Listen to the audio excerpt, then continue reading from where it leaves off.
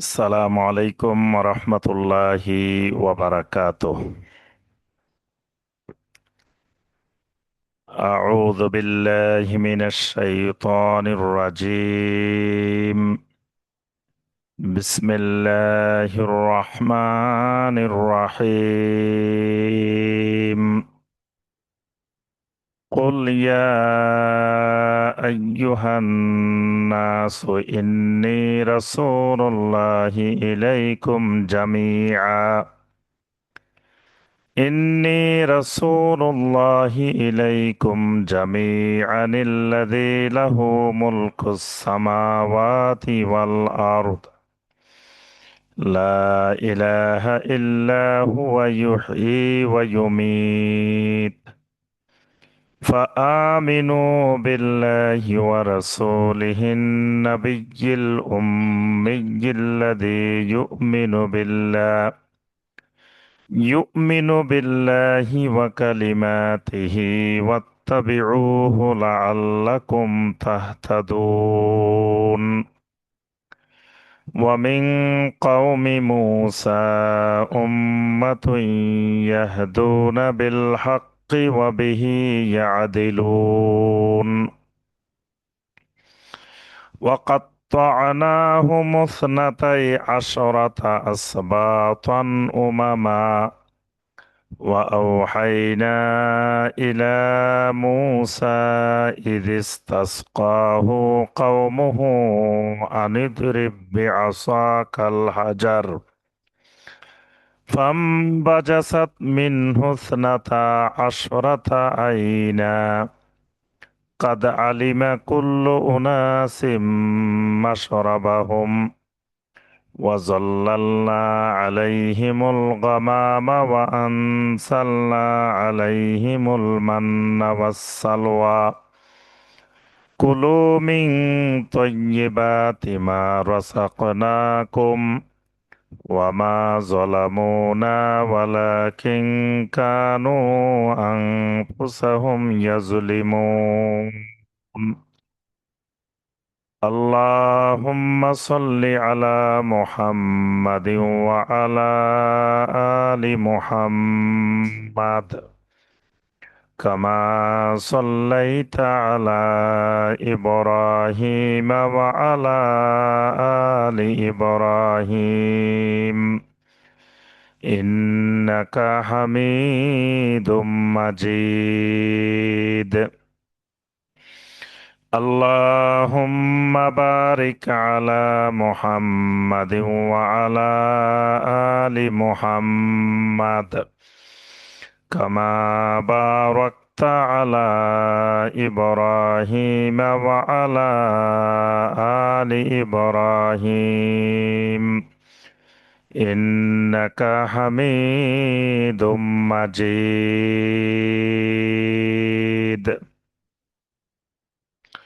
Road to success কর্তৃক আয়োজিত প্রতি মঙ্গলবারের ধারাবাহিক দ্বীনি মাজলিস সাপ্তাহিক হালাকায় অনলাইন এবং অফলাইনের মাধ্যমে উপস্থিত সম্মানিত দিনদার মুসলিম ভাই এবং বোনেরা, আল্লাহ রব্বুল আলমিনের দরবারে কোটি কোটি শুক্রিয়া যে মহান রব্বুল আলমিন আমাদেরকে পবিত্র শাহরু রমাদান এবং রমাদানের পরে আমাদেরকে ঈদ উল ফিতরের ছুটির পরে আজকে আবার পুনরায় কোরআনে কারিমের তাফসিরে আমাদেরকে অংশগ্রহণ করার, উপস্থিত হওয়ার, সংক্ষিপ্ত কয়েকটি আয়াতে কারিমার তাফসির করার এবং শোনার যে মহান রব্বুল আলমিন আমাদেরকে তৌফিক দিয়েছেন, সে মহান রব্বুল আলমিনের শুকর আদায় করি। সকলে বলি আলহামদুলিল্লাহ। সম্মানিত ভাই ও বোনেরা, আমাদের রোড টু সাকসেসের ধারাবাহিক তাফসিরে বর্তমানে যে সূরা থেকে আমাদের তাফসির চলছে সূরাটির নাম হলো সূরা আল আরাফ। ইতিপূর্বে আমরা 7টি পর্বে সূরা আল আরাফের 157 নম্বর আয়াতে কারিমা পর্যন্ত আমরা আলোচনা করেছি। আজকে সূরা আল আরাফের 8ম পর্বের তাফসিরে 158 নম্বর আয়াতে কারিমা থেকে আমাদের তাফসির হবে ইনশাআল্লাহ। সূরা আল আরাফ, এই সূরাটি মাক্কি সূরা। কোরআনে কারিমে মাক্কি সূরা সাধারণত ছোট ছোট হয়ে থাকে। কয়েকটি মাক্কি সূরা আছে যে সূরাগুলো বড় সূরা। তন্মধ্যে সূরা আল আরাফ একটি অন্যতম সূরা, যেটি বড় সূরা কিন্তু মাক্কি সূরা। এই সূরার কয়েকটি স্বতন্ত্র বৈশিষ্ট্য রয়েছে।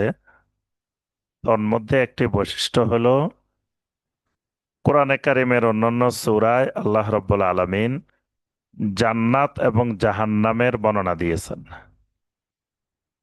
এটি একমাত্র সূরা যেখানে আল্লাহ রাব্বুল আলামিন জান্নাত এবং জাহান্নামের মাঝখানে আরো একটি জায়গা আছে যার নাম হলো আল আরাফ।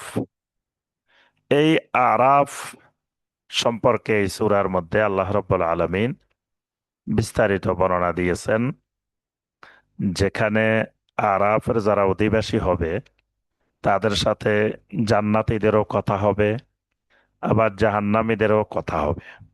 তারা দুই দিকে দেখবে, কিন্তু পরিশেষে আল্লাহ রব্বুল আলামিন এই মানুষগুলোকে জান্নাতি বানিয়ে দিবেন। সুবহানাল্লাহ। আরাফে স্থান পাওয়া মানে অবশেষে জান্নাতি হওয়া। এজন্য যে ব্যক্তি জাহান্নাম থেকে বাঁচলো, আরাফে স্থান পেল, মূলত সে সফল। সে প্রথম দফায় জান্নাত না পেলেও পরবর্তীতে সে জান্নাতি হয়ে যাবে। তো এই বিষয়টির বর্ণনা আল্লাহ রাব্বুল আলামিন সূরা আল আরাফের মধ্যে করেছেন। সূরা আল আরাফের মধ্যে আল্লাহ রাব্বুল আলামিন বানি ইসরাইলের ইতিহাস, দুটি সূরায় আল্লাহ রাব্বুল আলামিন বেশি করেছেন। একটি হলো সূরা আল বাকারা, এর বাইরে আরেকটি সূরা হলো সূরা ত্বাহা। সূরা আল বাকারা এবং সূরা ত্বাহা, এই দুটি সূরাতে আল্লাহ রাব্বুল আলামিন বানি ইসরাইলের বিস্তারিত বর্ণনা করেছেন। আর এই সূরাটির মধ্যে সূরা আল আরাফের মধ্যেও আল্লাহ রাব্বুল আলামিন বানি ইসরাইলের বিভিন্ন বর্ণনা, বিশেষ করে আল্লাহ রাব্বুল আলামিন তাদের প্রতি যে সমস্ত গুরুত্বপূর্ণ নেয়ামত প্রদান করেছিলেন, সেই নেয়ামত রাজির বর্ণনা আল্লাহ পাক এই সূরাটির মধ্যে প্রদান করেছেন। আমরা ইতিপূর্বে 157 নম্বর আয়াতে কারিমা পর্যন্ত দেখেছি যে আল্লাহ রব্বুল আলামিন এখানে বানি ইসরাইলের বর্ণনা করেছেন। 158 নম্বর আয়াতে কারিমে গিয়ে আল্লাহ রব্বুল আলামিন প্রসঙ্গটা একটু পরিবর্তন করেছেন। এখানে আল্লাহ সুবহানাহু ওয়া তাআলা সরাসরি এই উম্মতের মধ্যে চলে এসেছেন, অর্থাৎ বনি ইসরাইলের প্রসঙ্গ রেখে সরাসরি উম্মতে মুহাম্মাদি সাল্লাল্লাহু আলাইহি ওয়াসাল্লামের মধ্যে চলে এসেছেন। এরপরে 158 নম্বর আয়াতের পরে আবার আল্লাহ রাব্বুল আলামিন বানি ইসরাইলের বর্ণনা করেছেন। তো মাঝখানে যে 158 নম্বর আয়াতে কারিমা, এটি খুবই গুরুত্বপূর্ণ একটি আয়াত। অন্যতম একটি গুরুত্বপূর্ণ বিষয় হলো এর মধ্যে যে প্রত্যেক নবীর, প্রত্যেক রাসূলের নবুয়ত রাসালত একটি কওমের মধ্যে সীমাবদ্ধ। সকল নবী রাসূলদেরকে আল্লাহ রাব্বুল আলামিন এক একটা কওমের জন্য পাঠিয়েছেন। এজন্য সকল আম্বিয়া আলাইহিমুসসালাম তাদের দাওয়াতের মধ্যে বলতেন ইয়া কওমি। নূহ আলাইহিস সালাম দাওয়াত দিতে গিয়ে বলছেন 950 বছর পর্যন্ত, ইয়া কওমি ইয়া কওমি ইয়া কওমি ইবুদুল্লাহ মা লাকুম মিন ইলাহিন গায়রু। ঠিক একইভাবে সালেহ আলাইহিস সালাম, হুদ আলাইহিস সালাম, শুআইব আলাইহিস সালাম, ইব্রাহিম আলাইহিস সালাম, মুসা আলাইহিস সালাম, ঈসা আলাইহিস সালাম, সবাই দাওয়াত দিয়েছেন ইয়া কওমি। কারণ তাদের নবুয়তটা, রেসালতটা একটি কওমের মধ্যে সীমাবদ্ধ, এবং তাদের নবুয়ত রেসালতটা পরবর্তী নবীর আগমন পর্যন্ত সীমাবদ্ধ। মানে একজন রাসূল এসেছেন, পরবর্তী রাসূল আসা পর্যন্ত তার রেসালতের সময়সীমা। কিন্তু মুহাম্মদ রাসূলুল্লাহ সাল্লাল্লাহু আলাইহি ওয়াসাল্লামের রেসালতটা ব্যতিক্রম।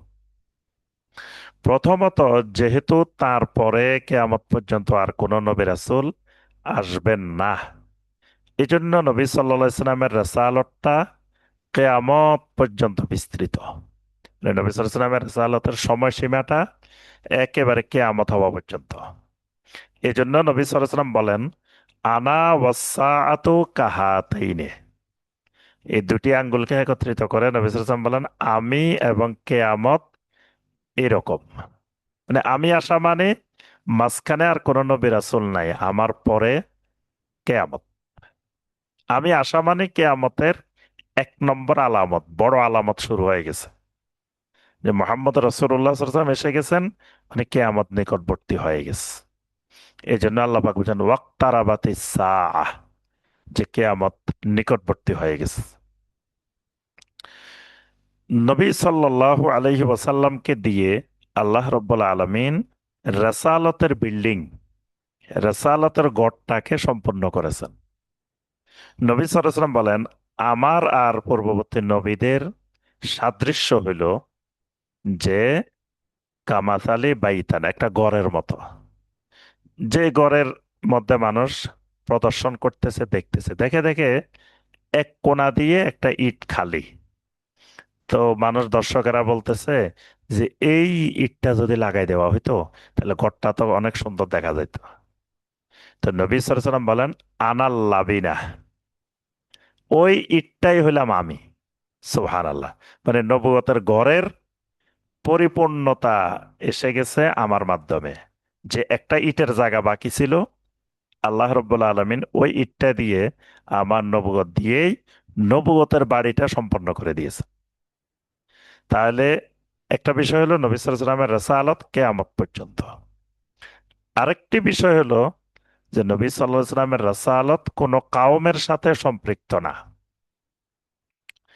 একেবারে আল্লাহর জমিন যতদূর বিস্তৃত, যত জায়গায় মানুষ আছে, তত জায়গায় নবী সাল্লাল্লাহু আলাইহি ওয়াসাল্লামের রিসালাত বিস্তৃত।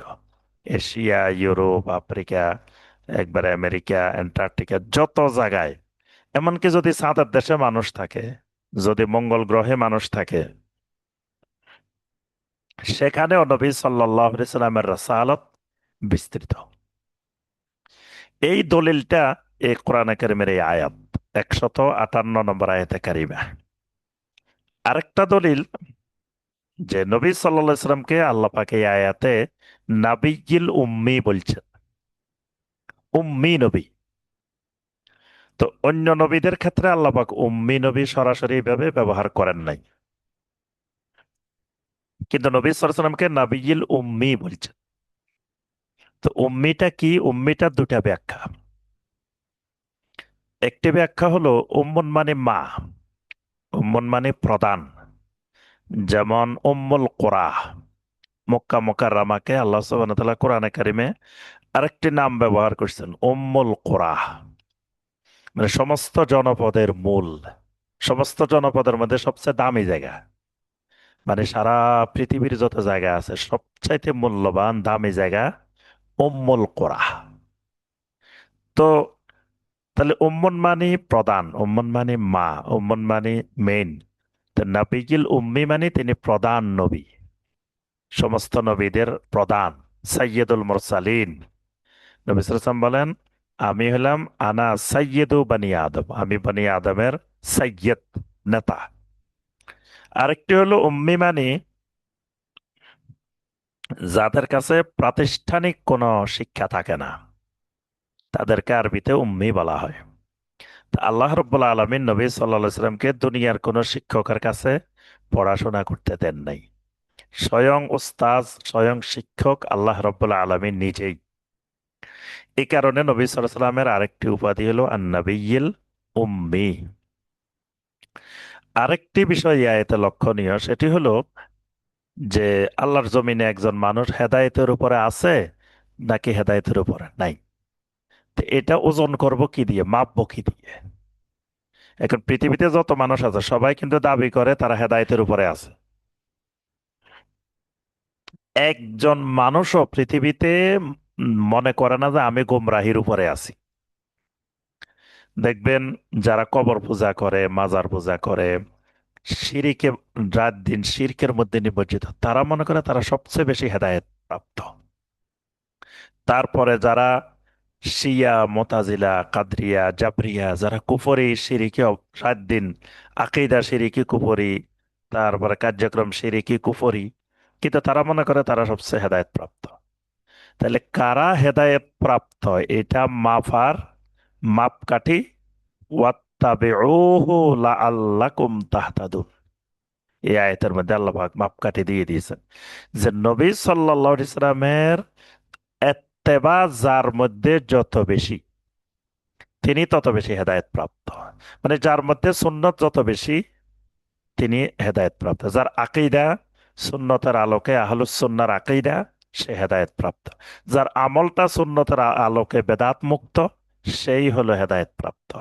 এই কথাটা আল্লাহ পাক এই আয়াতের মধ্যে বলছেন। তাহলে এই আয়াতে অনেকগুলো গুরুত্বপূর্ণ বিষয়ের দলিল। আরেকটা তাওহীদুল রুবুবিয়্যতের দলিল।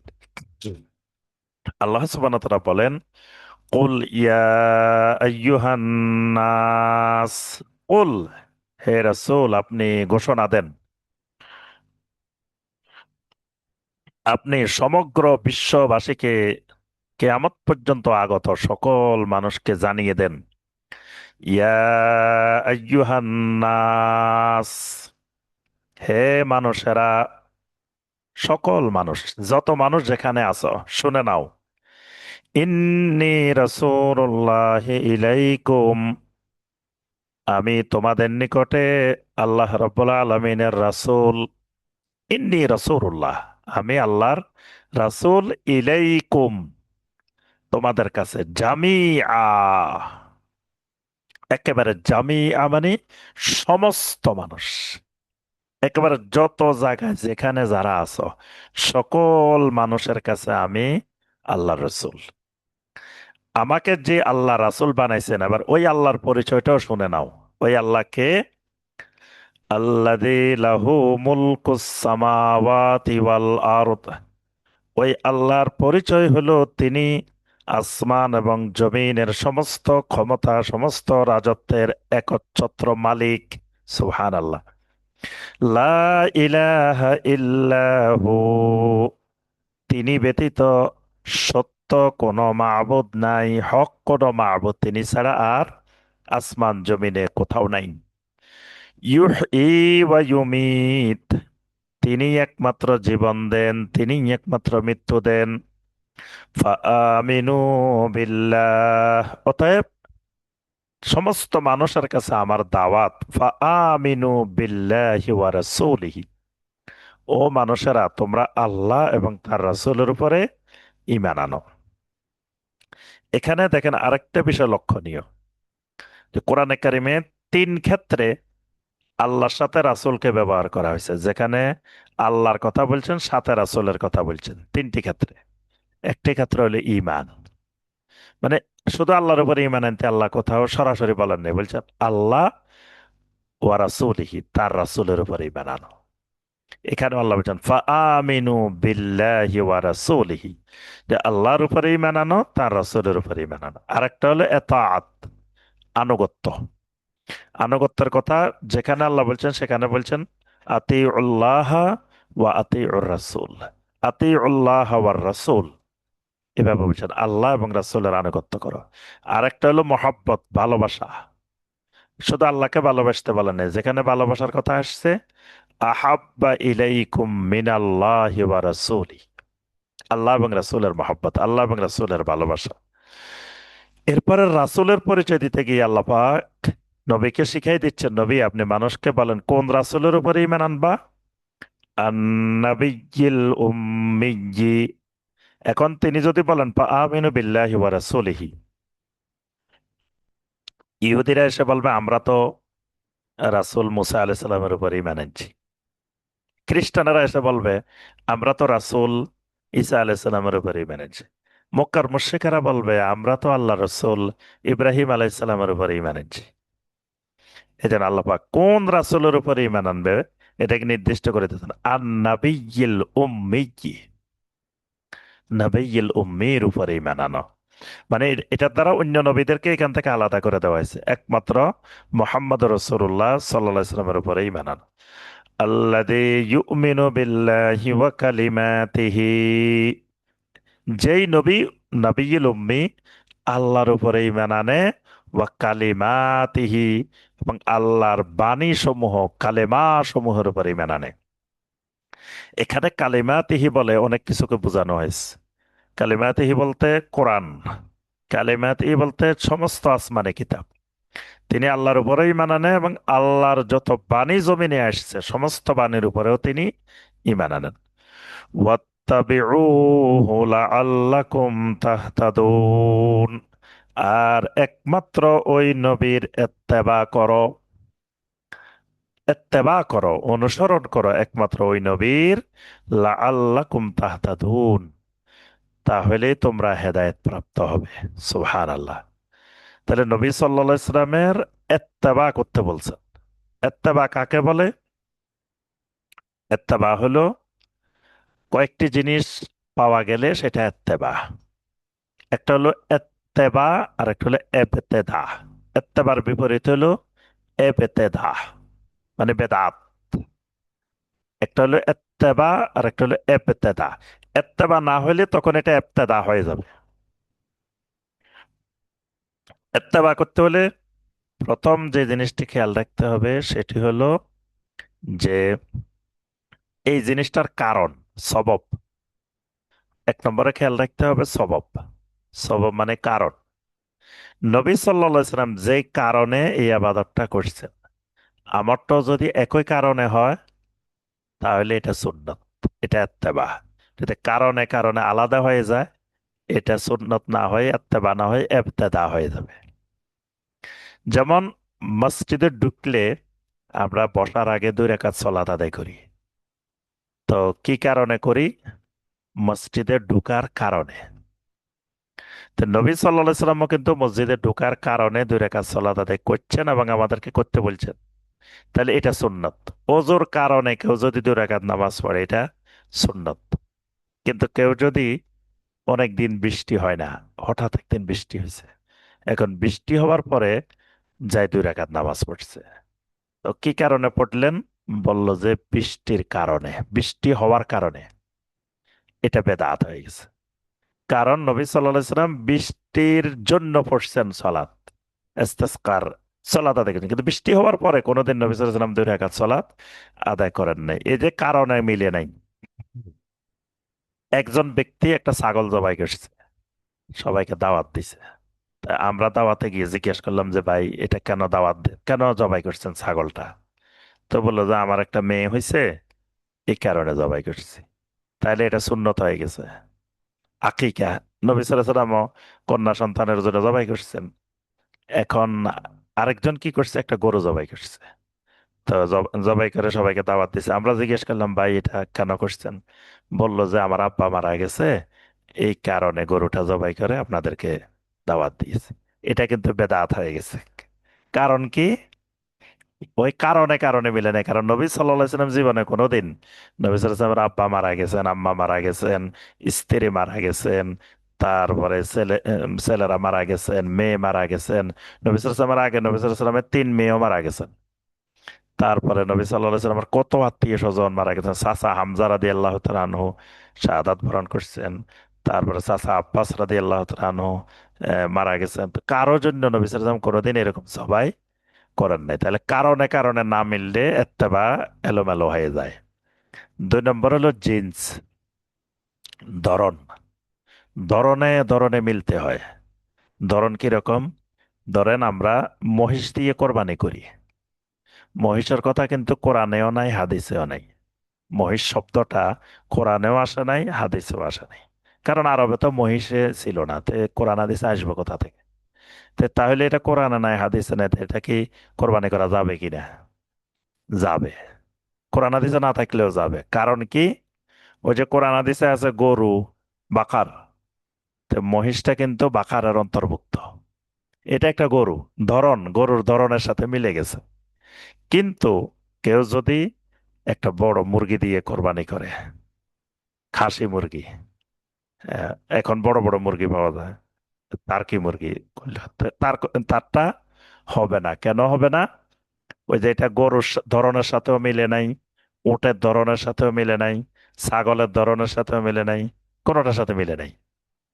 এই জন্য ধরনে মিললে এত্তেবা, ধরনে না মিললে এবতেদা। 3 নম্বর হলো কাদার, পরিমাণ। নবী সাল্লাল্লাহু আলাইহি সাল্লাম যেখানে যে পরিমাণে ইবাদত করছেন ওই পরিমাণে মিললে এত্তেবা, পরিমাণে না মিললে ইবতেদা। যেমন নবী সাল্লাল্লাহু আলাইহি সাল্লাম জোহর পড়ছেন 4 রাকাত, জুমা পড়ছেন 2 রাকাত। এখানে আমরা যদি 4 রাকাত পড়ি জুমা, তখন এটা এত্তেবা না হয়ে এবতেদা হয়ে যাবে। আচ্ছা, তারপরে আসেন 4 নম্বর হলো কাইফিয়ত। কাইফিয়ত মানে পদ্ধতি। নবী সাল্লাল্লাহু আলাইহি সাল্লাম ইবাদতটা যে পদ্ধতিতে করছেন, এই পদ্ধতি যদি এলোমেলো হয়ে যায় তখন এটা ইত্তেবা না হয়ে ইবতেদা হয়ে যাবে। যেমন নবী সাল্লাল্লাহু আলাইহি সাল্লাম জুমার খুতবা দিছেন আগে, সালাত আদায় করছেন পরে। ঈদের মধ্যে যাই, নবী সাল্লাল্লাহু আলাইহি সাল্লাম সালাত আগে আদায় করছেন, খুতবা দিছেন পরে। এখন কেউ যদি ওই ঈদে যায় আগেরটা পরে নিয়ে আসে, পরেরটা আগে নিয়ে আসে, ইত্তেবা থাকবে না। ওজুর মধ্যে নবী সাল্লাল্লাহু আলাইহি সাল্লাম যেটা আগে করছেন এটা আগে, যেটা পরে করছেন এটা পরে, আগেরটা পরে, পরেরটা আগে নিয়ে আসলে ইত্তেবা থাকবে না, তখন এটা ইবতেদা হয়ে যাবে। আচ্ছা, তারপরে 5 নম্বর হলো মাকান। নবী সাল্লাল্লাহু আলাইহি সাল্লাম যেই জায়গায় যে ইবাদত করছেন ওই জায়গায় ওই ইবাদত করতে হবে, তখন ইত্তেবা। জায়গা চেঞ্জ হলে এটা হয়ে যাবে ইবতেদা। যেমন হজ, আল হজ্জ আরাফা। নবী সাল্লাল্লাহু আলাইহি সাল্লাম হজ করছেন আরাফায়, বলে দিয়েছেন হজ হবে আরাফায়। কেউ যদি বলে যে না আল হজ্জ তাঙ্গি, হজ আরাফায় না, হজ টঙ্গি, তো গরিব মানুষ আমরা আরাফায় যাওয়ার মতো এত টাকা নাই, আমরা এখানে টঙ্গীর ময়দানে যাই হজ করে ফেলি, তখন এটা এত্তেবা না হয় কি হয়ে যাবে? এবতেদা, জায়গায় জায়গায় মিলে নাই। আরেকটা হইলো জামান। জামান মানে সময়। নবী সাল্লাল্লাহু আলাইহি ওয়াসাল্লাম যেই সময়ে যে ইবাদত করছেন ওই সময় করলে এত্তেবা, সময়ের বাইরে চলে গেলে এবতেদা। যেমন আরাফার ময়দানে হজ করতে হয় 9 তারিখ সূর্য পশ্চিম আকাশে ঢলে পড়ার পর থেকে সূর্য অস্ত পর্যন্ত। এখন কিন্তু আরাফার ময়দান খালি। আমরা যদি এখন যাই ওখানে 1 মাস বসে থাকি, তাও হজ হবে না। হজের নিয়ত যদি আরাফার ময়দানে যাই বসে থাকি, তখন এটা এত্তেবা না হয়ে এবতেদা হয়ে যাবে। এই 6টা জিনিস মানে যদি কোনো আমলের মধ্যে, ইবাদতের মধ্যে অনুসরণ করা হয়, এটার নাম এত্তেবা। তা আল্লাহ পাক বলছেন ওয়াত্তাবিউহু লাআল্লাকুম তাহতাদুন, তোমরা আমার নবীর ইত্তেবা করো তাহলে হেদায়েত পেয়ে যাবে। ওয়ামিন ওয়ামিন কওমি মূসা উম্মাতুন ইয়াহদুনা বিল হাক্কি ওয়া বিহি ইয়াদিলুন। এবার আবার আল্লাহ রাব্বুল আলামিন ওই কওমে মূসার মধ্যে আসছেন। আল্লাহ পাক বলেন মূসার কওমের মধ্যে সব মানুষ কিন্তু খারাপ ছিল না। ওয়ামিন কওমে মূসা উম্মাতুন, মূসার কওমের মধ্যে একটা অংশ এরকম ছিল, ইয়াহদুনা বিল হাক্কে, যারা সত্যের হেদায়েত প্রদর্শন করত, তারা সত্যের রাস্তা দেখাইতো মানুষকে।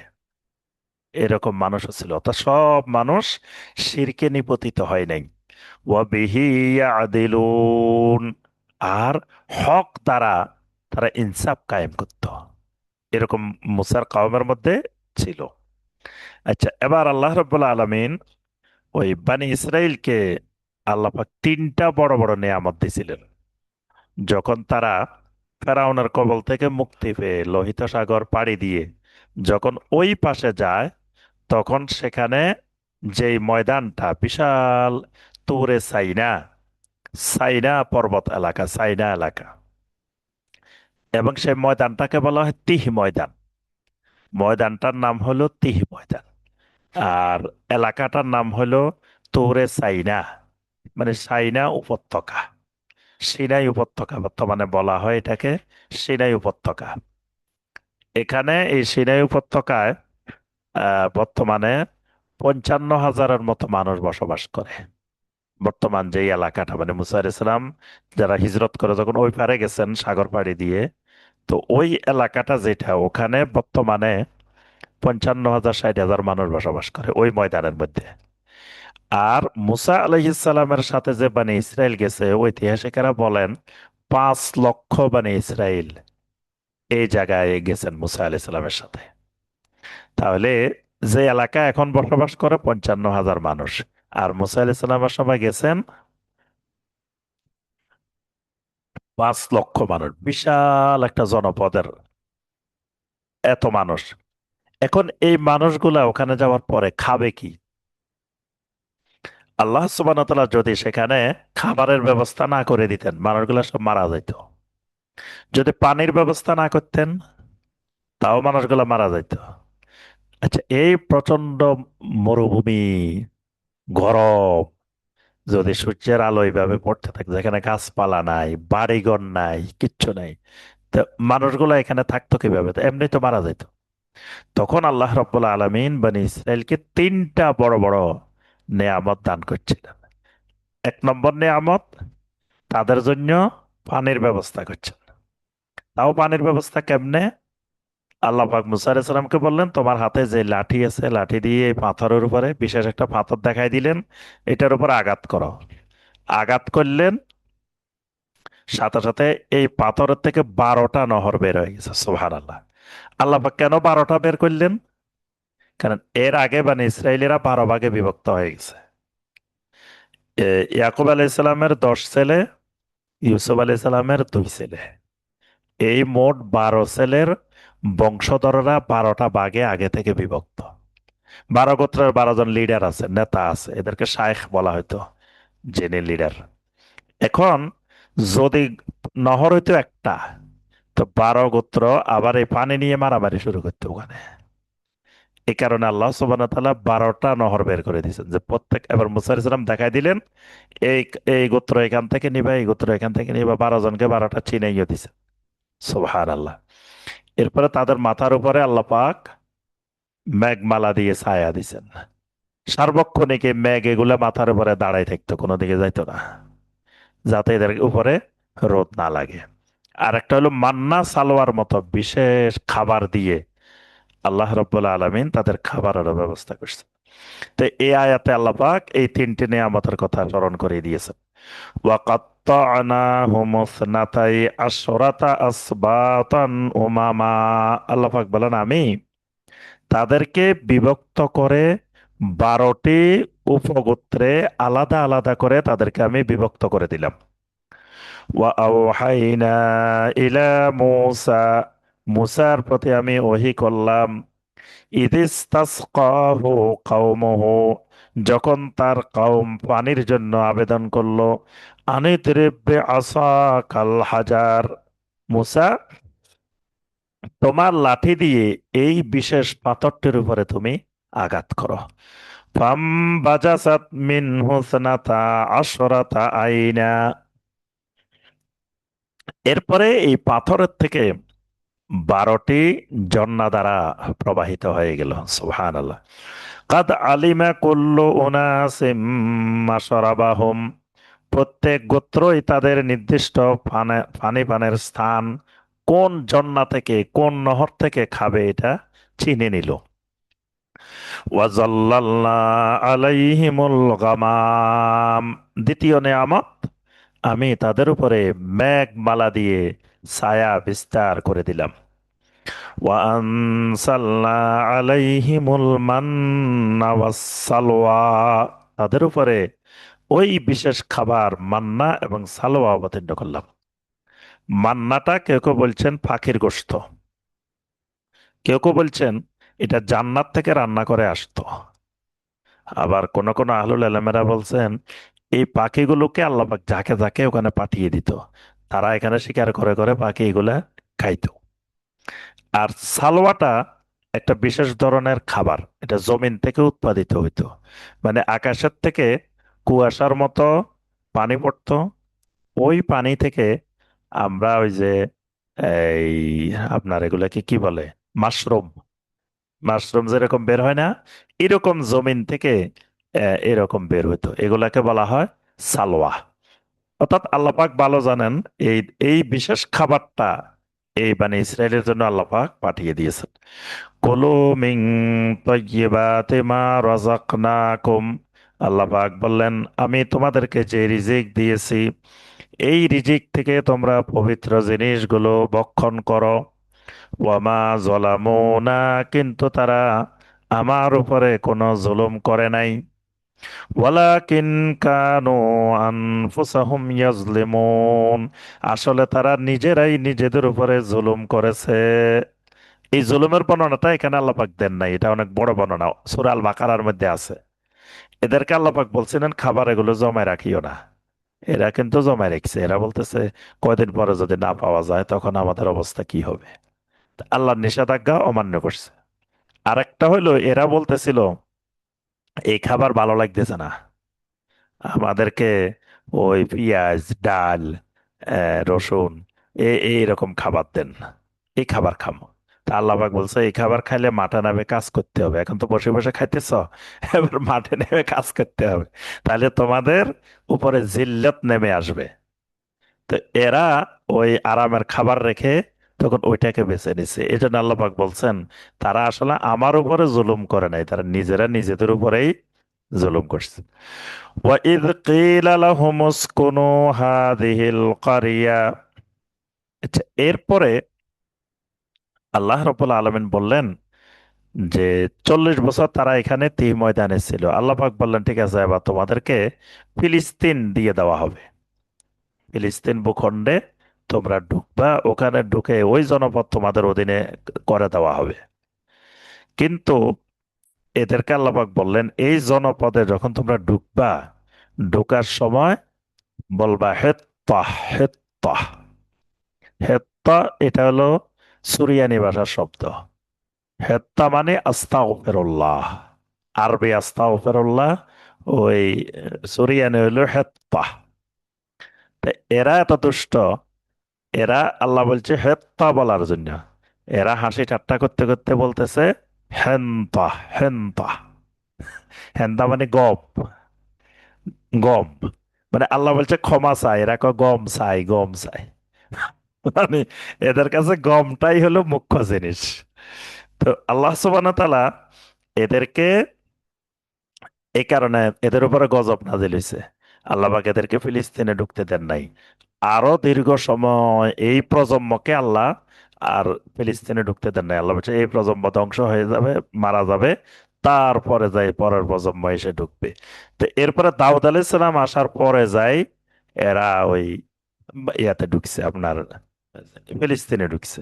তা আল্লাহ পাক ওই কথাটা এখানে উল্লেখ করেছেন, ওয়াইদ কিলা লাহুম উসকুনু হাযিহিল কারিয়া, যখন তাদেরকে বলা হলো তোমরা এই জনপদে বসবাস করো। ওয়াকুলু মিনহা হাইথু শিইতুম, যেখান থেকে মনে চায় সেখান থেকে খাও। ওয়াকুলু হিত্তাহ, ওয়াকুলু হিত্তাতুন, তোমরা ঢোকার সময় বলবা হেত্তা। ওয়াদখুলুল বাবা সুজ্জাদান, আর এই জনপদে ঢোকার সময় সেজদা অবনত হয়ে মাথা ঝুঁকিয়ে আমি আল্লাহকে সেজদা দিয়ে ঢুকবা। নাগফির লাকুম খাতিআতিকুম, আমি আল্লাহ তোমাদের গুনাহ সমূহকে ক্ষমা করে দিব। সুবহানাল্লাহ। মানে মাথা অবনত করে যদি আমার কাছে ইস্তেগফার করো তাহলে আমি আল্লাহ তোমাদের গুনাহ ক্ষমা করে দিব। সানাজিদুল মুহসিনিন, অচিরেই আমি আল্লাহ মুহসিনিনদের নেয়ামত আরো বাড়িয়ে দিব। সুবহানাল্লাহ। ফাবাদ্দালাল্লাযীনা যালামু মিনহুম কাওলান গায়রাল্লাযী কিলা লাহুম, অতঃপর এই জালেমেরা নিজেরাই তারা ওই বাক্যটিকে পরিবর্তন করে দিল।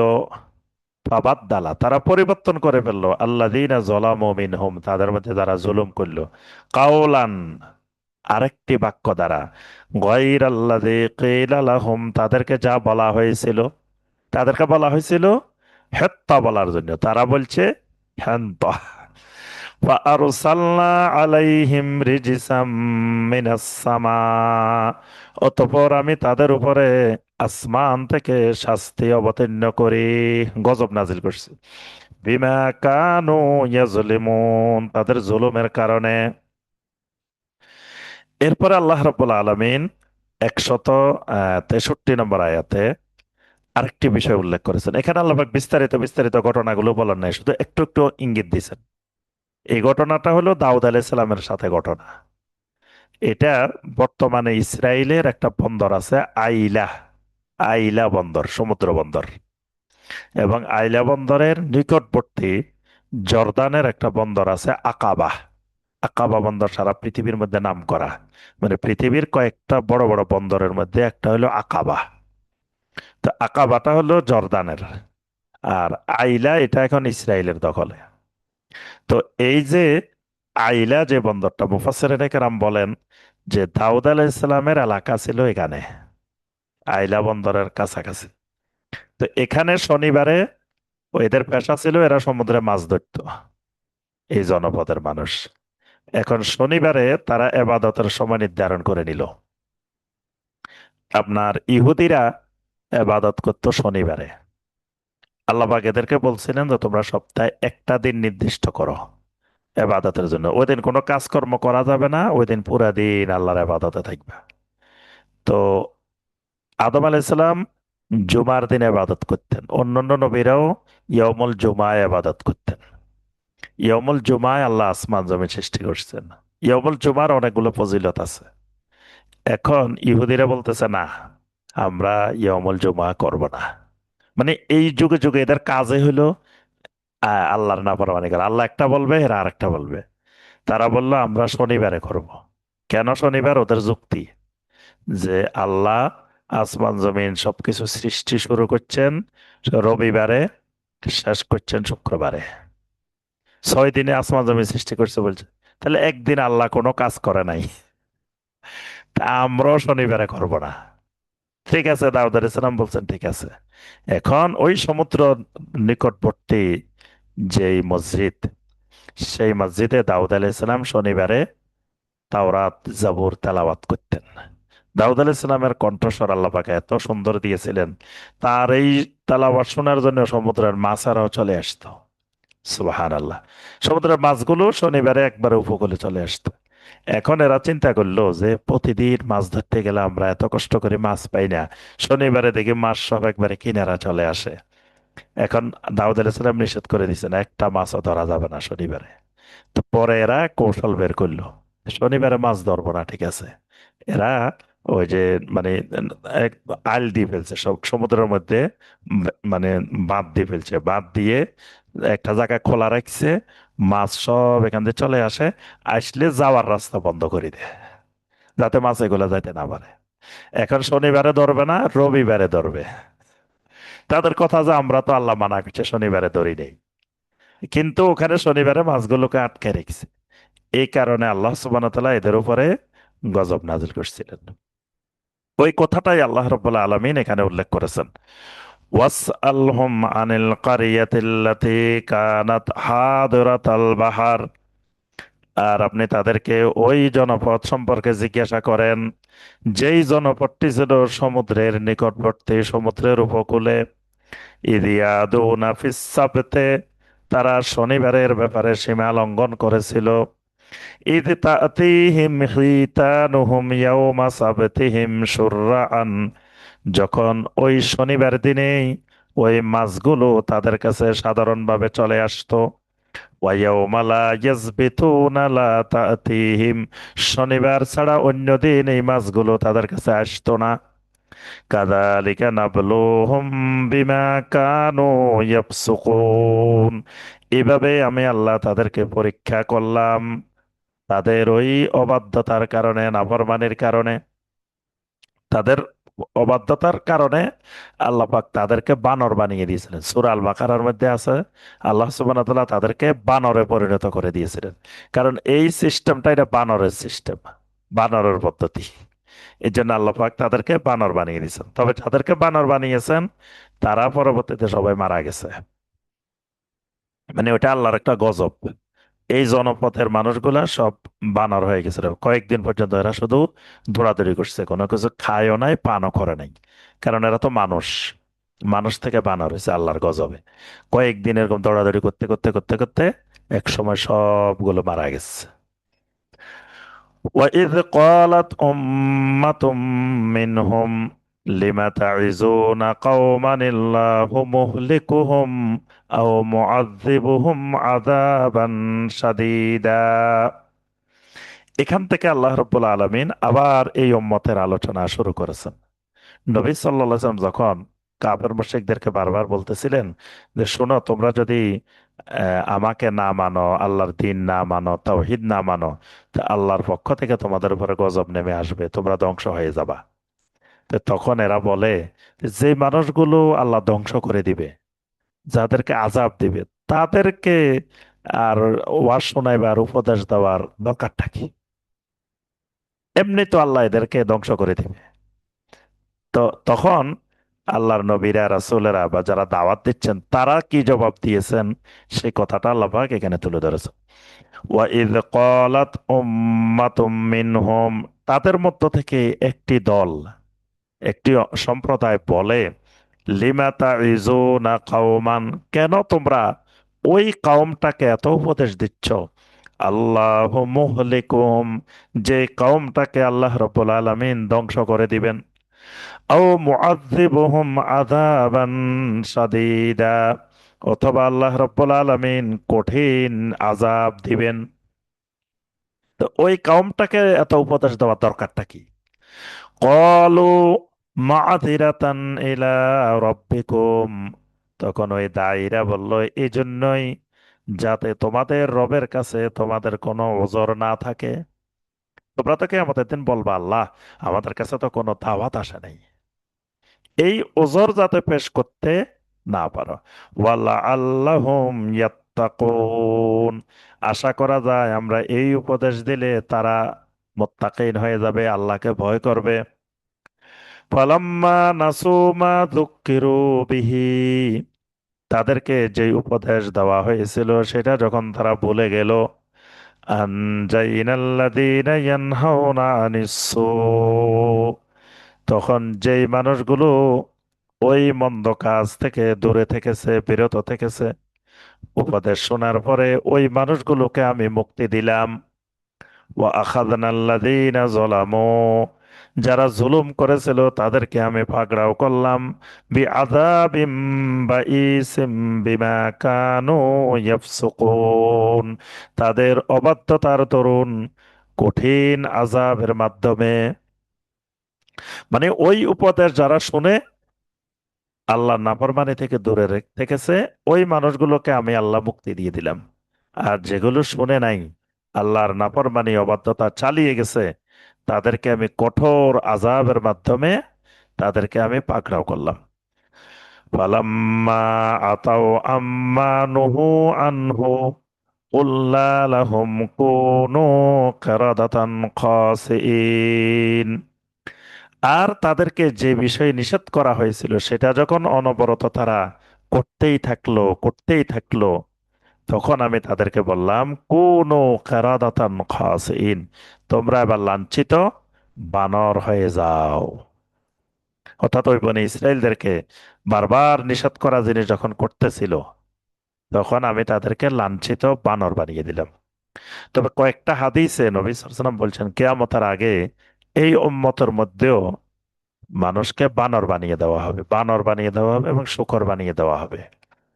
তো মুফাসসিরিন ইকরাম এখানে বলছেন, কোন মুফাসসিরিন ইকরাম বলছেন যে কিয়ামতের আগে এরকম যখন আল্লাহ নাফরমানি সীমালঙ্ঘন বেড়ে যাবে, তখন বাস্তবিকই বনি ইসরায়েলের মতো কিছু মানুষকে আল্লাহ পাক বানর শূকরে পরিণত করে দিবেন। আবার কোন মুফাসসিরিন ইকরাম বলছেন না, যে এটা হলো তাদেরকে শাস্তির কাঠিন্যতা, শাস্তির আধিক্যতা বোঝানোর জন্য, বা তাদের ভিতরে বানরের শূকরের চরিত্র চলে আসবে এটা বোঝানোর জন্য নবী সাল্লাল্লাহু আলাইহি ওয়াসাল্লাম রূপক অর্থে বানর আর শূকর ব্যবহার করছে। তা আল্লাহ পাক ভালো জানেন। তবে এই শাস্তিটা পৃথিবীতে এসেছিল শুধু দাউদ আলাইহিস সালামের উম্মতের উপরে। وَإِذْ تَأَذَّنَ رَبُّكَ لَيَبْعَثَنَّ عَلَيْهِمْ إِلَى يَوْمِ الْقِيَامَةِ مَن يَسُومُهُمْ سُوءَ الْعَذَابِ وَإِذْ تَأَذَّنَ رَبُّكَ যখন আপনার রব অনুমতি দিলেন, লাইয়াবআসান্না আলাইহিম ইলা ইয়াউমিল কিয়ামা, কিয়ামতের দিন পর্যন্ত তাদের উপরে পাঠাইতে থাকবেন, মাইয়াসুমুহুম সুআল আযাব, ওই কঠিন আযাব তাদের উপরে, যারা একাধারে তাদের মধ্য থেকে যারা মারা যাবে। মানে মাইয়াসুমুহুম সুআল আযাব, মানে যারা কিয়ামত পর্যন্ত মৃত্যুবরণ করবে, এই অবস্থার উপরে এদের উপরে কঠিন আযাব অব্যাহত থাকবে। এই ব্যাপারে আপনার রব আদেশ দিয়ে দিয়েছেন। ইন্না রাব্বাকা লাসারিউল ইকাব, অবশ্য আপনার রব হলেন অবশ্যই কঠোর শাস্তিদাতা। ওয়া ইন্নাহু লাগাফুরুর রাহিম, আবার তিনি মহা ক্ষমাশীল, স্নেহশীল। সুবহানাল্লাহ। একদিকে আল্লাহ পাক সারিউল ইকাব, আবার আল্লাহ রাব্বুল আলামিন গাফুরুর রাহিম। وقطعناهم في الأرض أمما منهم الصالحون ومنهم دون ذلك। আল্লাহ পাক বলেন, এরপর জমিনের মধ্যে আল্লাহ পাক মানুষকে বিভিন্ন ভাবে ভাগে বিভক্ত করে দিলেন। মিনহুম সালেহুন, তাদের মধ্যে একটা অংশকে করে দিলেন সালেহিন। ওয়া মিনহুম দুনা যালিক, আরেক অংশ আল্লাহর নাফরমানি শুরু করলো। ওয়াবালাউনাহুম বিল হাসানাতি ওয়াস সাইয়্যাত, তাদেরকে আমি কখনো কল্যাণ দিয়ে কখনো অকল্যাণ দিয়ে আমি তাদেরকে অনবরত পরীক্ষা করে গিয়েছি। লাআল্লাহুম ইয়ারজিউন, যাতে তারা ফিরে আসে। ফাখালাফা মিন বাদিহিম খালফুন ওয়ারিসুল কিতাবা ইয়াখুযুনা আরাদা হাযাল আদনা, এরপরে তাদের পরে এক প্রজন্মের পর আরেক প্রজন্ম স্থলাভিষিক্ত হলো। ওয়ারিসুল কিতাব, তারা যখন আল্লাহর কিতাবের উত্তরাধিকার প্রাপ্ত হলো, ইয়াখুযুনা আরাদা হাযাল আদনা, তখন আল্লাহর কিতাবের মোকাবেলায় তারা এই তুচ্ছ দুনিয়ার সামগ্রী গ্রহণ করা শুরু করে দিয়েছে। অর্থাৎ তুচ্ছ তুচ্ছ সামগ্রীর বিনিময়ে ওই আল্লাহর কিতাবকে বিক্রি করা শুরু করছে, আল্লাহর কিতাবকে পরিবর্তন করা শুরু করেছে। আলাদা মানে সামগ্রী, সামান্য সামগ্রী, হাজাল আদনা, এই তুচ্ছ সামগ্রী গ্রহণ করা শুরু করছে। তো দুনিয়া, তো এখানে তুচ্ছ সামগ্রী মানে দুনিয়ার টাকা পয়সা সম্পদ, এগুলোকে আল্লাহ পাক বলছেন আরাদা হাজাল আদনা, এই তুচ্ছ সামগ্রীগুলো তারা গ্রহণ করতেছে। ওয়ায়াকুলুনা সাইয়ুগফারু লানা, আর বলে যে আল্লাহ আমাদেরকে ক্ষমা করে দিবেন। আল্লাহ গাফুরুর রাহিম, আমরা এগুলা খাইলে কি হইব, শিরিক করলে বেদাত করলে কোনো অসুবিধা নাই। এখনো এটাই বলে যে আল্লাহ আমাদেরকে ক্ষমা করে দিবেন। ওয়া ইয়াতিহিম আরাদুম মিসলুহু ইয়াখুযুহু, আল্লাহ পাক বলেন, এরপরে যখনই আবার অনুরূপ সামগ্রী তাদের কাছে আসতো, ইয়াখুযুহু, আবার গ্রহণ করতো। মানে একবার গ্রহণ করছে, করে কিছু উল্টাপাল্টা করছে আল্লাহর কিতাব দিয়ে, করে বলতো যে এগুলা করলেও আল্লাহর কাছে তওবা করলে আল্লাহ ক্ষমা করে দিবে। আচ্ছা, তওবাও করছে বা আর করবে না, আল্লাহর সাথে ওয়াদা করছে। আল্লাহ পাক বলেন, কিছুদিন পরে যখন আবার অনুরূপ ওই হাদিয়া তোহফা দুনিয়ার সামগ্রী তাদের কাছে আসতো, ইয়াখুযুহু, আবার আগের মতো সেটা গ্রহণ করত। আলাম ইউখায আলাইহিম মিসাকুল কিতাব, তাদের থেকে কি আমি আল্লাহ এই কিতাবের অঙ্গীকার গ্রহণ করা হয় নাই? আমি কি তাদের থেকে অঙ্গীকার নিই নাই? কি অঙ্গীকার ছিল? আল্লাহ ইয়াকুলু আলাল্লাহি ইল্লাল হক, আল্লাহর ব্যাপারে তারা সত্য ছাড়া আর কিছুই বলবে না। মানে আল্লাহর কিতাবের ব্যাপারে ওই যে তাওরাত, ইনজিল, জবুর বা সহিফা, যত আল্লাহর কিতাব এসেছে, মানুষকে আল্লাহর কিতাবের সত্য কথাটা, সঠিক কথাটাই বলবে। আল্লাহ পাক এই অঙ্গীকার তাদের থেকে নিয়েছিলেন। ওয়াদারাসু মা ফিহে, এবং ওই আল্লাহর কিতাবের ভিতরে কি আছে এটাও তারা খুব ভালোভাবে পড়াশোনা করছে, দার্স করছে, দারাসু মানে তারা এটা অধ্যয়ন করছে, পড়াশোনা করছে। ওয়াদ্দারুল আখিরাতু খায়রুল লিল্লাযিনা ইয়াত্তাকুন, এখানে বিশেষ করে আপনার বানি ইসরায়েলের ইহুদি খ্রিস্টানদের আলেমদের কথা আল্লাহ পাক এখানে উল্লেখ করছেন। ওয়াদ্দারুল আখিরাতু খায়রুল লিল্লাযিনা ইয়াত্তাকুন, আসলে আখিরাতের বাসস্থান, আখিরাতের জীবন অনেক বেশি কল্যাণকর লিল্লাযিনা ইয়াত্তাকুন, যে মানুষগুলো আল্লাহকে ভয় করে, যারা তাকওয়াবান। আফালা তাকিলুন, এরপরেও কি তোমরা অনুধাবন করবে না, বুঝবে না? ওয়াল্লাযীনা ইউমাসসিকুনা বিল কিতাবি ওয়া আকামুস সালাতা ইন্না লা নুদিউ আজরাল মুসলিহিন, আর যারা আল্লাহর কিতাবকে দৃঢ়ভাবে ধারণ করবে, ইউমাসসিকুনা বিল কিতাব, যারা আল্লাহর কিতাবকে শক্তভাবে দৃঢ়ভাবে ধারণ করবে, ওয়া আকামুস সালাহ, আর সালাত কায়েম করবে, ইন্না লা নুদিউ আজরাল মুসলিহিন, এ সমস্ত সংশোধনকারীদের উজরত আমি কখনো নষ্ট করব না। সুবহানাল্লাহ। ওয়া ইয নাতাকনাল জাবালা ফাওকাহুম কাআন্নাহু যুল্লাহ, এখানে আল্লাহ পাক আরেকটি ঘটনা বানি ইসরায়েলের বর্ণনা করছেন। সেটি হলো, একবার আল্লাহ রাব্বুল আলামিন বানি ইসরায়েলের উপরে পাহাড়কে, তুর পাহাড়কে এদের মাথার উপরে ধরছিলেন, যে এরা মনে করছিল তুর পাহাড় এখন ওদের মাথার উপরে পড়ে যাবে। তো আল্লাহ পাক তখন তাদের থেকে অঙ্গীকার নিছেন যে যদি এটা থেকে বাঁচতে হয় তাহলে আল্লাহর কিতাবকে শক্ত করে ধরো। তো সেই ওয়াদাটা আল্লাহ পাক এখানে স্মরণ করে দিয়েছেন। ওয়া ইজ মানে উজকুর, যে স্মরণ করো, স্মরণ করো ওই ঘটনাটিকে। নাতাকনাল জাবালা ফাওকাহুম, যখন আমি তাদের উপরে পাহাড়কে তুলে ধরেছিলাম, তাদের মাথার উপরে পাহাড় ধরেছিলাম। কোন পাহাড়? ওই তুর পাহাড়, জাবালে তুর। কাআন্নাহু যুল্লাহ, এমন ভাবে ধরছিলাম যেন এটা ছাতার মতো, মানে মাথার উপর ছাতা যেরকম ধরে এইরকম। ওয়াজান্নু আন্নাহু ওয়াকিউম বিহিম, তারা ধারণা করছিল যে বাস্তবে এটা তাদের উপরে পড়ে যাবে, এরকম অবস্থায় ধরছে। খুযু মা আতাইনাকুম বিকুওয়াতিন, তাদেরকে বলা হলো আমি তোমাদেরকে যা দিয়েছি এটা শক্ত করে তোমরা ধরো, মানে আমার কিতাবটাকে শক্ত করে ধরো। ওয়াজকুরু মা ফিহি, এই কিতাবের মধ্যে যা কিছু আছে সেগুলোকে স্মরণ করো। লাআল্লাকুম তাত্তাকুন, তাহলে তোমরা মুত্তাকিন হইতে পারবে। সুবহানাল্লাহ। এরপরে আল্লাহ পাক আরো একটি বিষয় স্মরণ করে দিয়েছেন, যে আমি তো সমস্ত বানি আদম থেকে তাওহীদের অঙ্গীকার নিয়েছিলাম। কখন?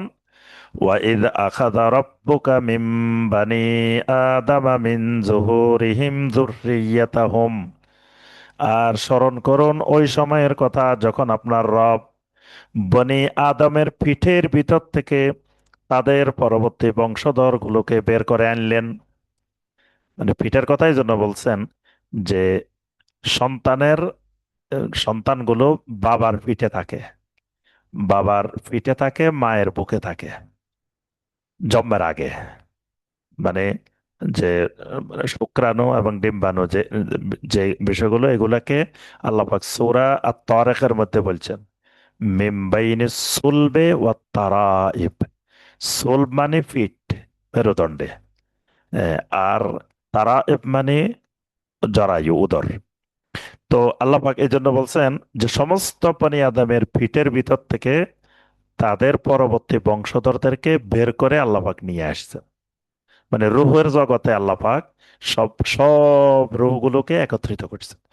ওয়া আশহাদাহুম আলা আনফুসিহিম, এবং প্রত্যেককে তাদের নিজেদের ব্যাপারে আল্লাহ পাক সাক্ষ্য গ্রহণ করছেন।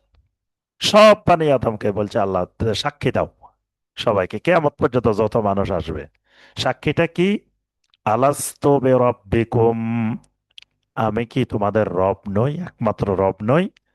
কলু বালা শাহিদনা, সমস্ত রূহ সেদিন আল্লাহকে বলছে অবশ্যই, শাহিদনা, আমরা সাক্ষ্য দিলাম।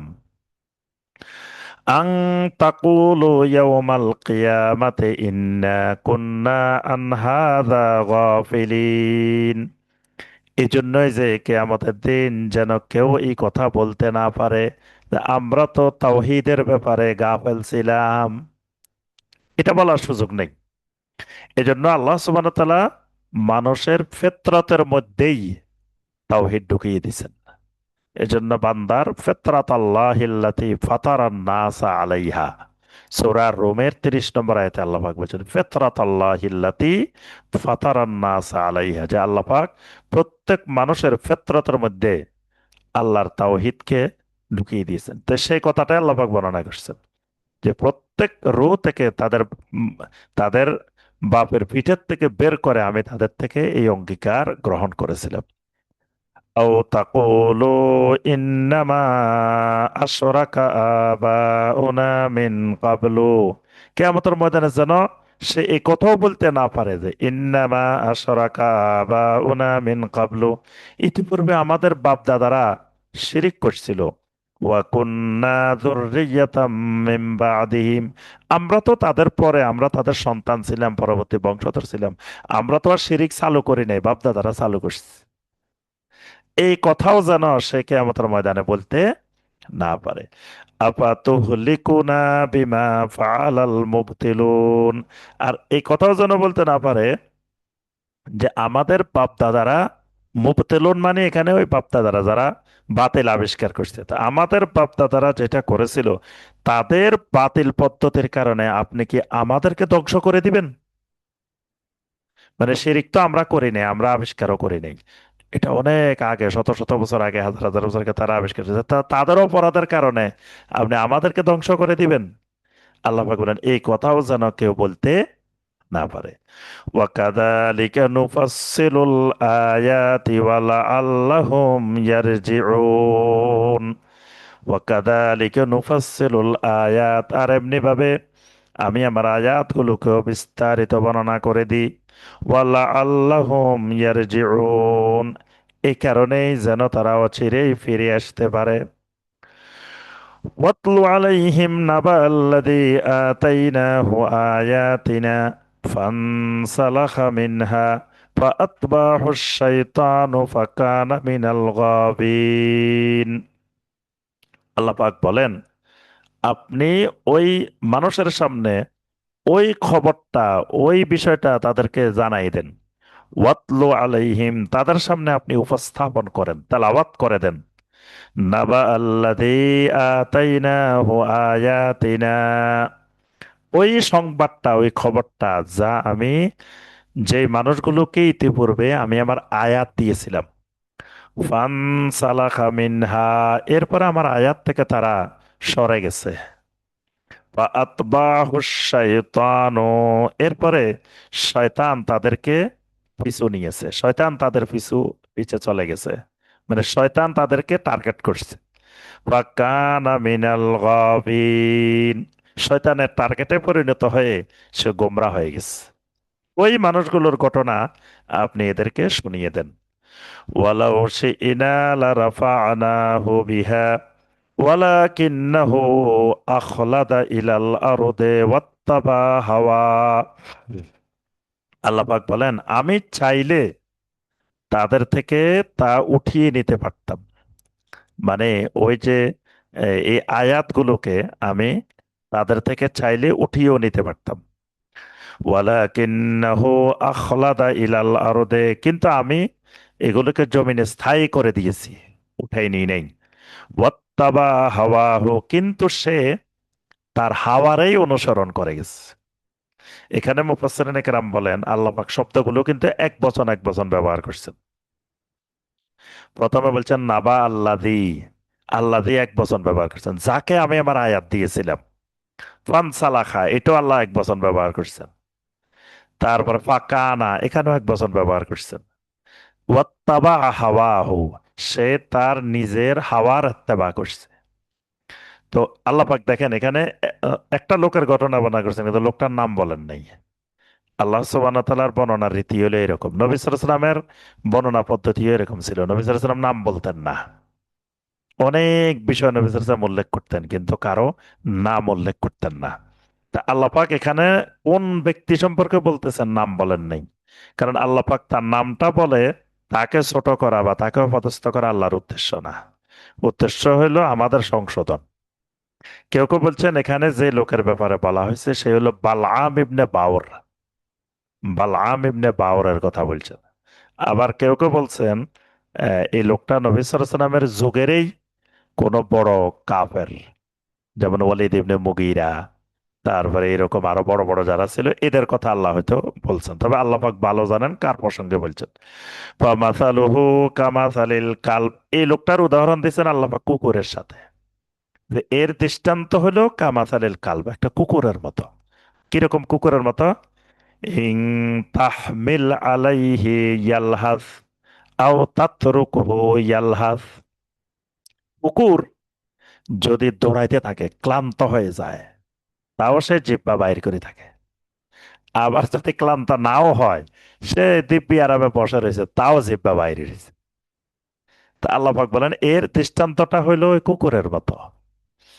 ذلك مثل القوم الذين كذبوا بآياتنا, এটাই হলো ওই কওমের দৃষ্টান্ত যারা আমার আয়াতকে মিথ্যা প্রতিপন্ন করেছিল। ফাকসুসিল কাসাসা লাআল্লাহুম ইয়াতাফাক্কারুন, অতএব এই নবী ওই ঘটনাগুলো তাদের সামনে তুলে ধরেন যাতে তারা এই ঘটনাগুলোর উপরে চিন্তা ফিকির করতে পারে। তো এখানে আল্লাহ পাক বোঝাতে চাচ্ছেন যে ইতিপূর্বে যে মিথ্যা প্রতিপন্নকারী যে জাতিগুলো ছিল, ওই জাতির ঘটনাগুলো এই উম্মতের সামনে, এই জাতির সামনে তুলে ধরেন, তাহলে তারা ইয়াতাফাক্কারুন, এখান থেকে চিন্তা ফিকির করার সুযোগ তারা খুঁজে পাবে। সাআ মাসালানিল কওমুল্লাযীনা কাযযাবু বিআয়াতিনা, এটা কতই না নিকৃষ্ট উদাহরণ ওই কাউমের জন্য যারা আমার আয়াতগুলোকে মিথ্যা প্রতিপন্ন করেছিল। ওয়া আনফুসাহুম কানু ইয়াজলিমুন, নিজেরাই নিজেদের উপরে জুলুম করেছিল। মাই ইয়াহদিল্লাহু ফাহুয়াল মুহতাদি, যাকে আল্লাহ রাব্বুল আলামিন হেদায়েত দান করেন ওই ব্যক্তি শুধু হেদায়েত পায়। ওয়ামাই ইউদিলিল, এই ওয়ামাই ইউদিলিল যখন হবে, তখন অর্থটা এইভাবে হবে না যে আল্লাহ যাকে গোমরা করেন, তখন অর্থটা হবে আল্লাহ যাকে হেদায়েত দেন না, অথবা যে নিজে পথভ্রষ্ট হয়। এজন্য দলাল আর সম্পর্ক আল্লাহর সাথে হবে না, হেদায়েতের সম্পর্ক আল্লাহর সাথে হবে। এজন্য সূরা আল ফাতিহার মধ্যে আল্লাহ পাক বলেন ইহদিনাস সিরাতাল মুস্তাকিম। ইহদিনা, হে আল্লাহ আপনি আমাদেরকে হেদায়েত দেন। সিরাতাল্লাযীনা আনআমতা, হে আল্লাহ আপনি যাদেরকে নেয়ামত দিছেন। মানে হেদায়েতের সম্পর্ক, নেয়ামতের সম্পর্ক এটা আল্লাহর সাথে সরাসরি হবে। কিন্তু এরপরে বলছেন গায়রিল মাগদুবি আলাইহিম, তাদের রাস্তা নয় যারা গজব প্রাপ্ত হয়েছে।